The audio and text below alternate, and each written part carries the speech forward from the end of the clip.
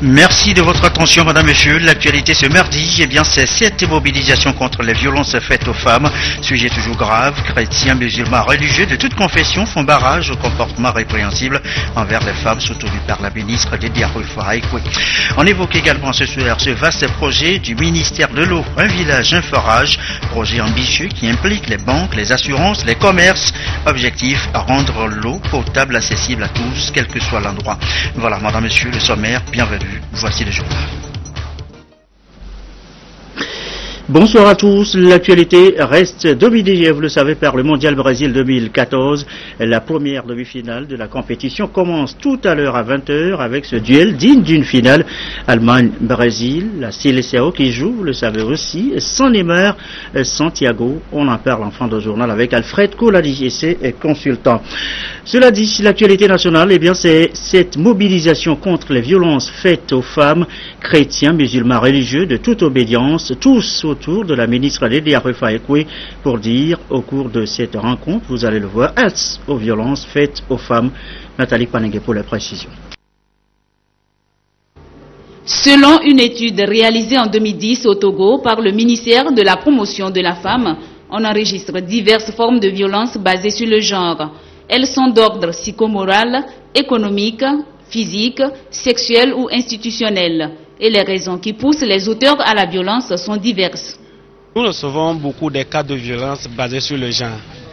Et nous constatons que ces violences sont dues à certains complexes, surtout le complexe de supériorité. En dehors de ça, il y a l'ignorance. Dans l'ignorance, je vais dire que des gens ne connaissent pas leurs droits. Les gens ne savent pas où commence leurs droits, où leurs droits s'arrêtent. Donc chacun pense que les droits sont mélangés. On pense quelquefois que la femme est inférieure. Il y a aussi les problèmes de dot. Il y a l'échangisme. Lorsque nous parlons de violence sur le genre, on a tendance à penser aux femmes, aux personnes vulnérables telles que les vieux, les enfants. L'islam est contre les violences. Et d'ailleurs, l'islam, si nous voulons partir du béaba, vient du mot salam qui veut dire la paix.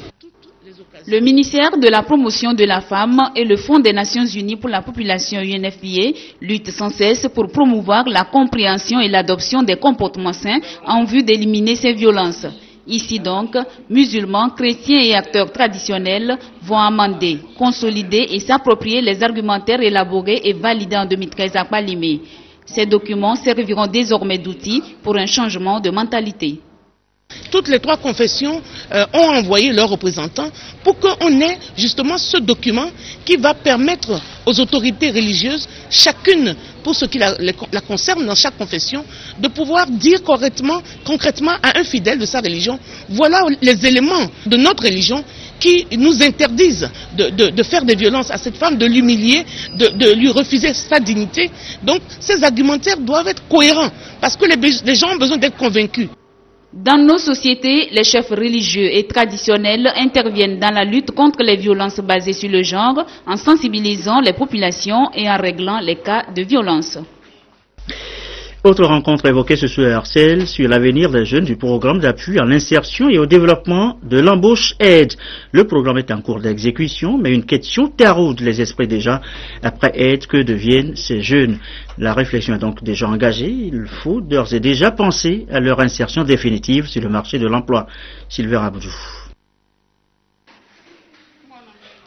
Le programme d'appui à l'insertion et au développement de l'embauche aide emploie plus de 2400 jeunes depuis sa mise en œuvre il y a de cela 3 ans.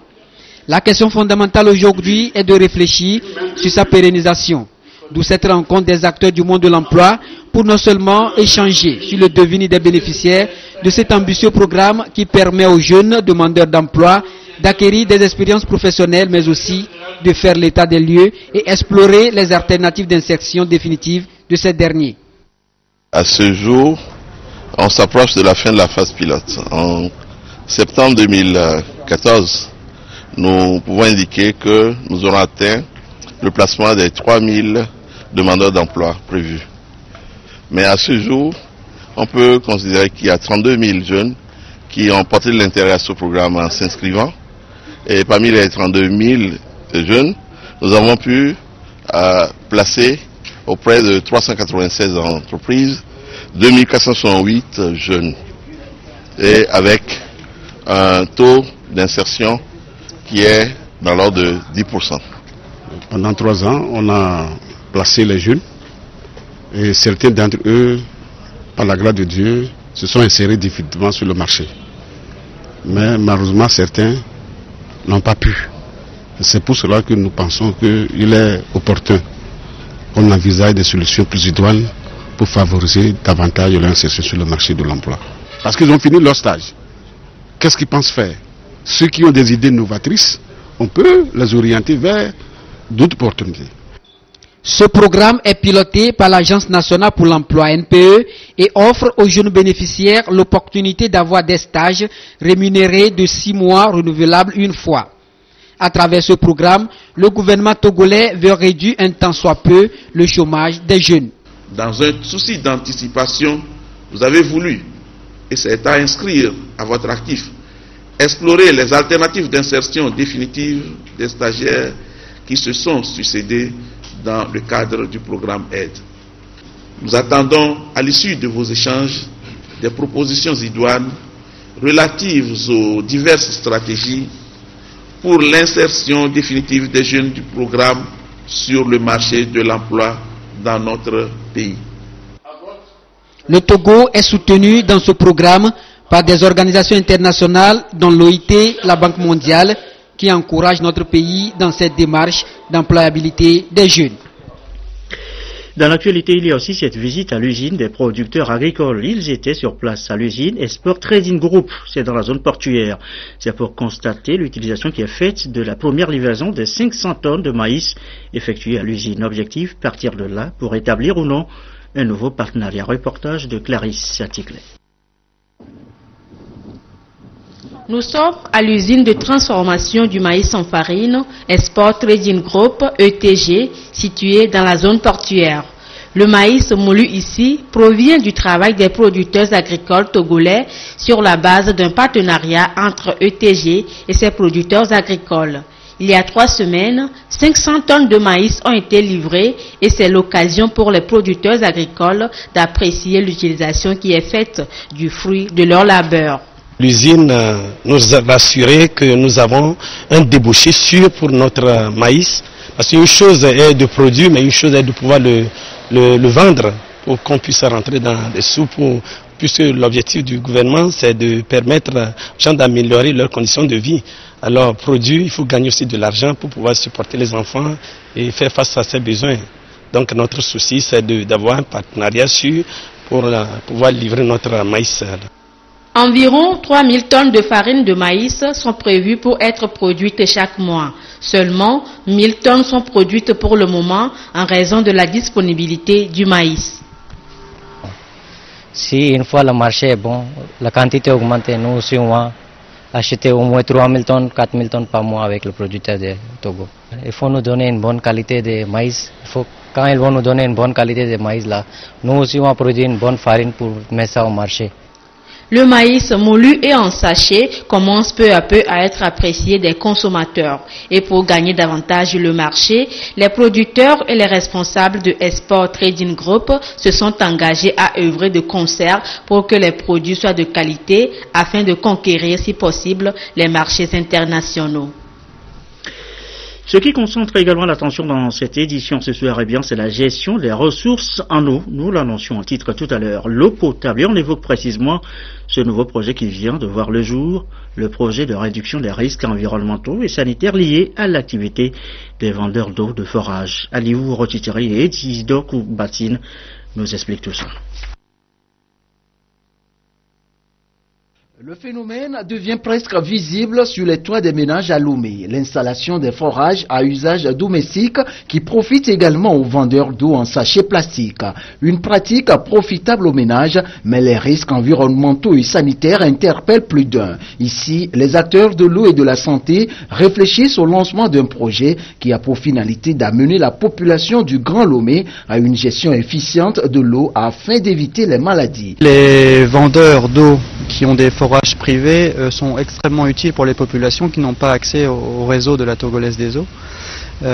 pour leur alimentation en eau potable. Malheureusement, aujourd'hui, on ne connaît pas très bien et pas suffisamment l'impact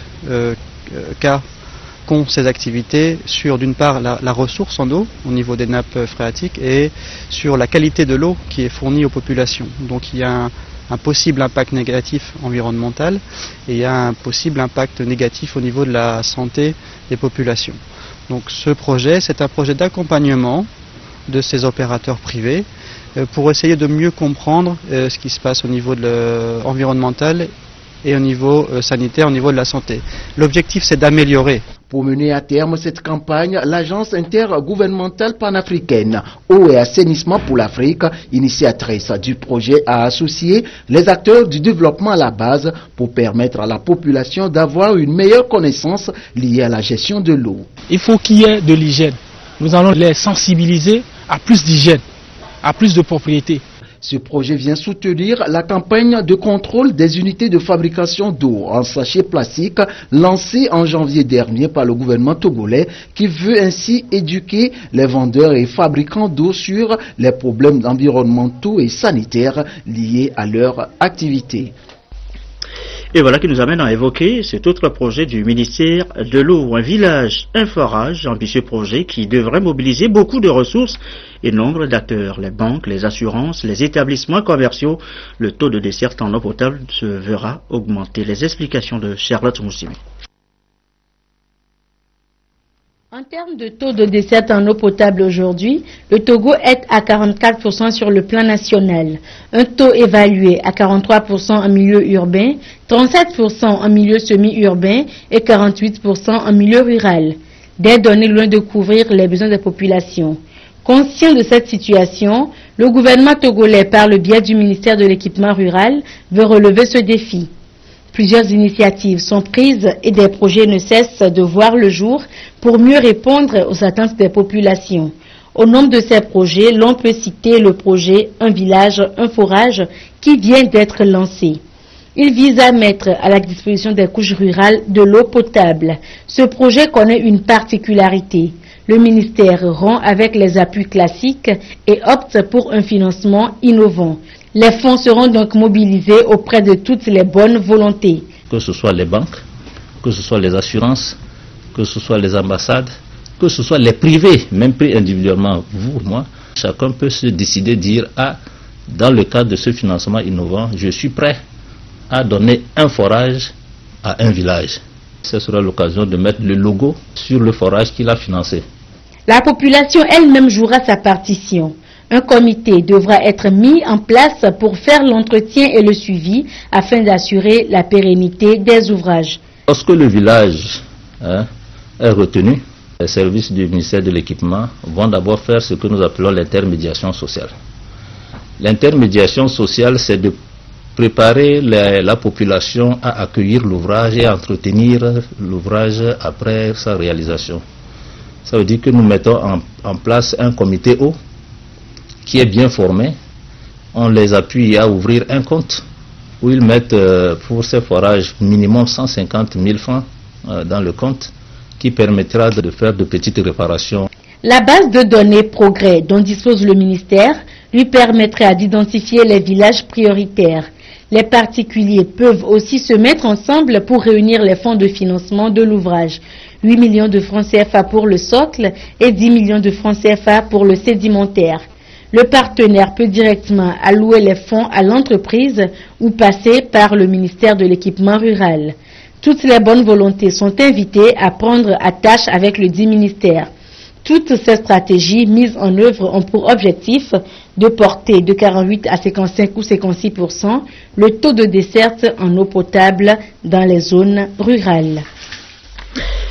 La suite, c'est le processus de modernisation de la justice. Un nouveau maillon vient de s'ajouter à la chaîne de modernisation, l'informatisation de l'appareil judiciaire. Les précisions, Eric Janipo et Dem Soussoupo. L'appareil judiciaire togolais s'apprête à faire son entrée dans l'ère de l'e-justice. Il sera mis en place un réseau d'applications qui prend en compte la gestion des dossiers depuis l'étape de la saisine jusqu'à la phase pénale et fait intervenir des mécanismes d'automatisation des tâches. C'est l'informatisation des chaînes judiciaires, notamment pénales, civile, sociale et commerciale. Les praticiens de droit togolais vont s'approprier l'exemple du Sénégal qui, depuis une dizaine d'années déjà, expérimente cette application. Ça ne va pas gêner le secret de l'information judiciaire. C'est vrai que peut-être le corps des informaticiens n'est pas encore assermenté, mais ce n'est pas aux informaticiens de faire l'activité des acteurs judiciaires. Au niveau de l'application, chaque acteur est paramétré en fonction de son profil et de ses activités qu'il effectue dans la juridiction.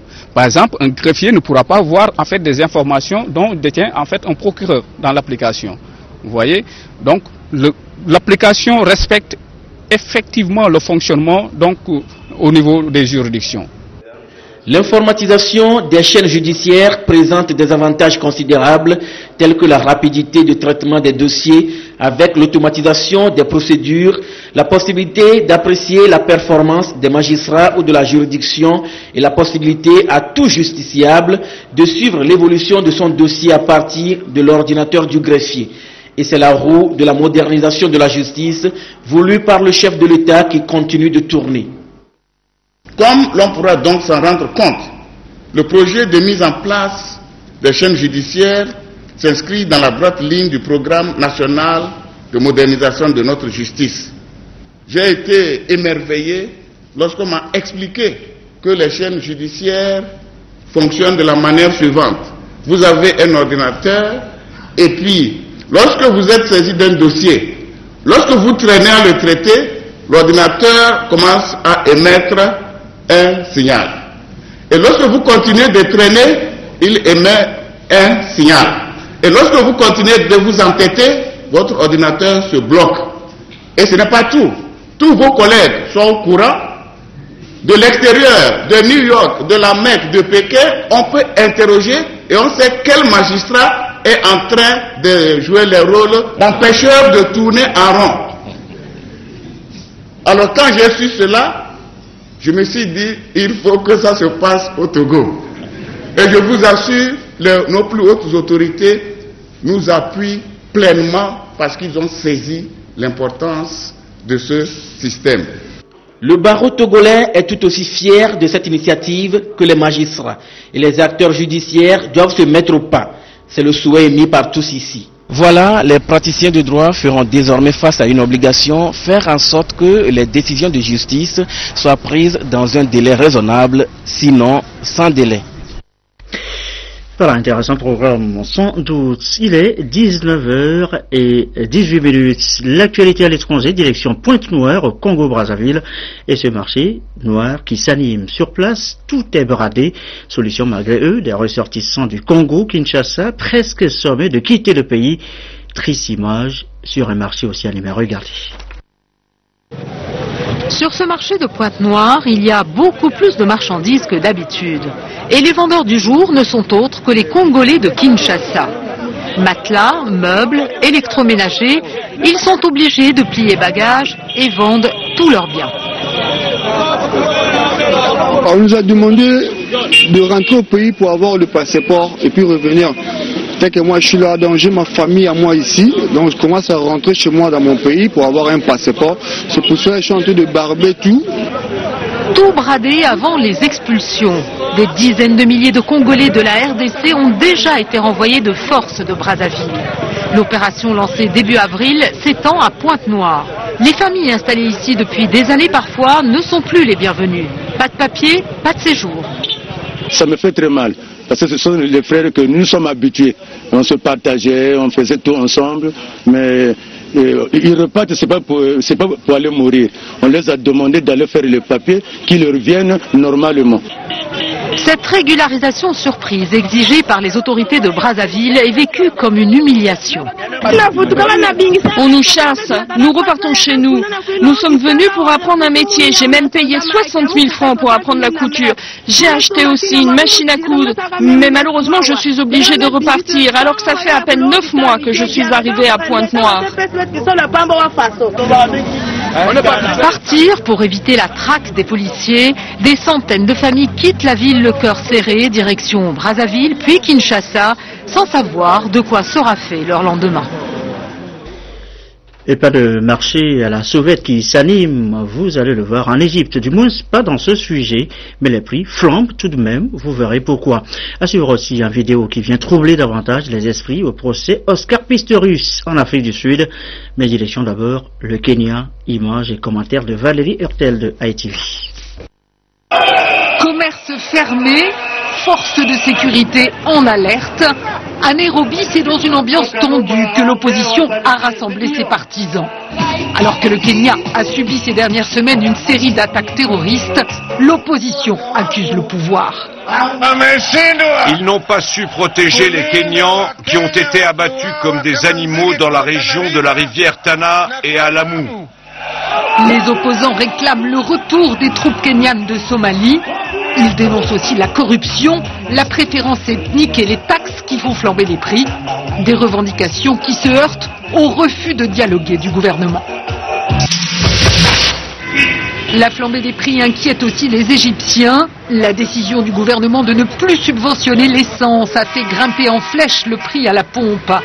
Fin des subventions, nouvelles taxes sur l'alcool et sur les cigarettes, augmentation bientôt aussi des impôts et de l'électricité. Pour le président Sisi, ces mesures d'austérité sont nécessaires pour redresser l'économie. Il demande aux Égyptiens d'accepter ces sacrifices. En Afrique du Sud, Oscar Pistorius devra attendre début août pour être fixé sur son sort. Après 4 mois d'audience, les plaidoiries finales ont été fixées au 7 août. L'athlète accusé du meurtre de sa petite amie va tenter de convaincre les juges de son innocence, alors qu'une vidéo de reconstitution diffusée par la télévision australienne a semé le trouble. On y voit Pistorius plutôt à l'aise sans ses prothèses. Des images qui démontent l'argument de ses avocats selon lesquels sa vulnérabilité l'aurait fait paniquer. Retour chez nous au Togo avec la lutte contre la cécité, le nouveau projet qui s'étend sur 2 ans, 2015-2017. Il s'agit précisément de rapprocher les soins des populations et ça se discute à Palibé. Albertine Yakit. Les professionnels de la santé oculaire du Togo et les experts de la Croix-Rouge suisse en conclave à Kpalimé dans le Kloto auront 4 jours pour étudier le projet de lutte contre la cécité dans la région des plateaux. Ce programme va permettre de renforcer l'éducation aux soins oculaires primaires, rapprocher les soins des populations très éloignées, faciliter l'accès financier des milliers de personnes à la chirurgie de la cataracte. Les volontaires de la Croix-Rouge togolaise vont faire beaucoup de communication, de sensibilisation pour assurer que les communautés qui ont besoin de ce service sachent que le service existe et où est-ce que le service existe et comment accéder à ces services-là. Les participants auront à déterminer, entre autres, les indicateurs et les cibles du projet pour la période 2015-2017, élaborer les cadres logiques de suivi-évaluation du plan stratégique et un plan d'action triennal 2015-2017. Ici, nous allons nous accorder sur les affections évitables, par des actions d'éducation, mais aussi par des actions de chirurgie. Je vais parler de la cataracte, par exemple. Et nous allons nous préoccuper également des ressources humaines. Quels sont les techniciens supérieurs d'ophtalmologie, quels sont les médecins disponibles pour pouvoir conduire ces actions, mais également quelles sont les ressources humaines que la Croix-Rouge togolaise peut mobiliser dans les localités les plus éloignées pour amener la population à comprendre, à être informée d'abord et à comprendre ce que ensemble nous pouvons faire pour que ces populations vivent dans de meilleures conditions. 2 missions d'évaluation de besoins conduites par une équipe conjointe d'ophtalmologistes nationaux et suisses dans la région des plateaux en mars et avril 2013 avaient conclu de l'existence de demandes non satisfaites en matière de soins oculaires dans toute la région. Dans le reste de l'actualité, la vulgarisation du livre blanc du gouvernement, la caravane, on va dire, était à Thiéviers sur les recommandations de la CVJR, la Commission Vérité, Justice et Réconciliation. Arnaud Kidou. Le ministère des Droits de l'Homme, de la consolidation de la démocratie, chargé de la mise en œuvre des recommandations de la CVJR, s'active sur le terrain pour une réconciliation réussie. Ce processus de longue haleine nécessite l'implication de tous les acteurs, notamment les autorités administratives, les chefs traditionnels, les leaders religieux et la société civile. Ce sont tous ces acteurs que la délégation ministérielle a rencontrés à Thiévié. La rencontre a permis d'interpeller les uns et les autres sur leur rôle et responsabilité dans le processus de réconciliation. Ceci passe par l'appropriation par tous du contenu du livre blanc du gouvernement. Tout le monde parle des recommandations de la CEJR, mais en réalité, nous les connaissons encore très peu. Avec la présentation du livre blanc, qui est le document officiel du gouvernement, qui vient attester de la mise en œuvre des recommandations de la CEJR, il faut que tous les Togolais aujourd'hui commencent véritablement à prendre connaissance et à s'approprier les recommandations de la CEJR. Autant d'initiatives pour instaurer une nouvelle vision de la société de paix. Il a été demandé aux parties prenantes de relayer l'information dans leurs localités respectives afin que la population adhère au processus de réconciliation engagé. L'actualité, nous vous le disions en début de journal, eh bien c'est le Mondial 2014, l'avant-dernière ligne droite avec les demi-finales qui se jouent donc tout à l'heure, qui commence dans quelques instants le Mondial, un peu perturbé en Guinée-Conakry par les coupures d'électricité. Reportage sur place. Des écrans géants comme celui-ci, il en existe 27 installés dans plusieurs communes de Conakry. C'est un cadeau du président guinéen Alpha Condé pour permettre aux fans de football de regarder la Coupe du Monde qui se déroule au Brésil, alors que la capitale est régulièrement soumise aux coupures d'électricité. En cas de délestage et de coupure, c'est un groupe électrogène qui prend le relais. Une bonne solution, mais c'est loin d'être totalement satisfaisant. Le fait qu'il existe des écrans géants pour suivre les matchs, c'est un effort. Mais je crois qu'il reste encore l'effort à fournir parce que une fois le courant est dans tous les quartiers, ça permettra aux jeunes vraiment de rester sur place et de suivre le match. Tout le monde ne peut pas toujours se rendre sur les sites où sont installés ces écrans. Certains préfèrent rester dans leur quartier. Ils vont alors voir les matchs dans les vidéoclubs, moyennant 1500 francs guinéens, 20 centimes d'euros, une somme non négligeable notamment pour les jeunes.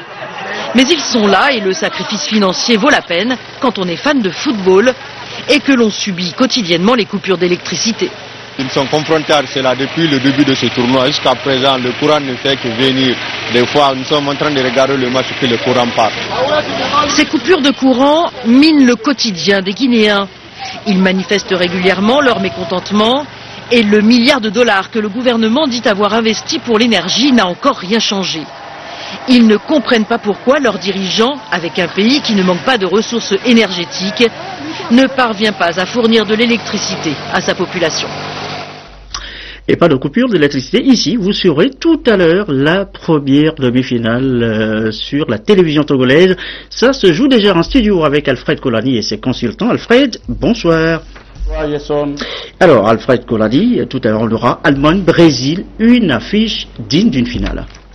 Affiche donc alléchante entre deux formations qui ont marqué chacune 10 buts en 5 matchs depuis le début de la compétition. On aura donc un beau spectacle tout à l'heure à partir de 20h à Belo Horizonte entre l'Allemagne et le Brésil. 20h pétante, mais le Brésil, la Seleção ce soir, Alfred, eh bien c'est la vie sans Neymar. Le Brésil, c'est la Seleção donc sans Neymar. Neymar blessé donc lors du match de quart de finale, blessé à une vertèbre lombaire qui a dit adieu à la Coupe du Monde. Le Brésil se trouve sans âme parce que Neymar c'était l'espoir de tout un peuple. Alors la question se pose, qui pour remplacer Neymar dans le 11 de départ? Et aux dernières nouvelles, le coach Luis Scolari aurait choisi Bernard, le joueur de Donetsk, pour remplacer Neymar. Toute la question est là, est-ce que Bernard pourra faire ce que Neymar a fait jusqu'alors? On attendra de voir. On verra bien tout à l'heure. Merci beaucoup Alfred et vos consultants. On vous retrouve donc juste à la fin de cette édition pour cette rencontre Allemagne-Brésil tout à l'heure. Quelques communiqués avant de nous séparer ce soir. Communiqué du ministre de la Sécurité et de la Protection civile. La densité du trafic routier expose constamment les usagers aux accidents de la circulation. Il leur est vivement recommandé par conséquent prudence et adresse pour éviter tous les écueils qui se dressent autour d'eux.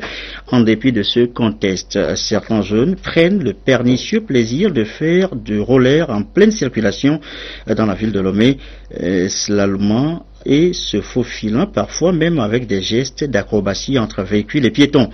Le ministre de la Sécurité et de la Protection civile conseille vivement à ces jeunes rollers de choisir les aires plus appropriées à faible ou sans circulation pour leur sport favori afin d'éviter d'exposer leur vie et celle des tiers à de graves accidents. Des instructions ont été données aux forces de sécurité pour les extirper de la circulation. Il saisit cette occasion pour rappeler aux revendeurs ambulants, mendiants professionnels et autres occupants anarchiques des trottoirs et à bord de nos voies publiques de faire net à la circulation sous peine de se heurter constamment des opérations de désengorgement des axes routiers en soutien aux autorités municipales et préfectorales. Autre communiqué, celui du ministre de l'Enseignement supérieur et de la Recherche qui informe les candidats à l'examen du baccalauréat deuxième partie, Bac 2, de la session de juin 2014 que la proclamation des résultats se fera dans les centres d'écrit ce jeudi 10 juillet 2014 à 15h. Les épreuves orales auront lieu le vendredi 11 juillet 2014 à partir de 7h30 dans tous les centres d'écrit. Le ministre de l'Enseignement supérieur et de la Recherche a pris tous les chefs de centre de bien vouloir prendre toutes les dispositions pour l'organisation matérielle de l'examen oral. Dernier communiqué de cette édition, communiqué de la ministre de la Communication, de la Culture, des Arts et de la Formation civique qui informe donc tous les acteurs culturels et artistes, ainsi que tous les journalistes des médias publics et privés qu'il sera procédé au lancement officiel d'appels à projets dans le cadre du financement du Fonds d'aide à la culture pour le compte de l'année en cours ce jeudi 10 juillet 2014 à 9h30 précise dans la salle de spectacle de la direction de la promotion des arts et de la culture assise en face de PNUD à Lomé.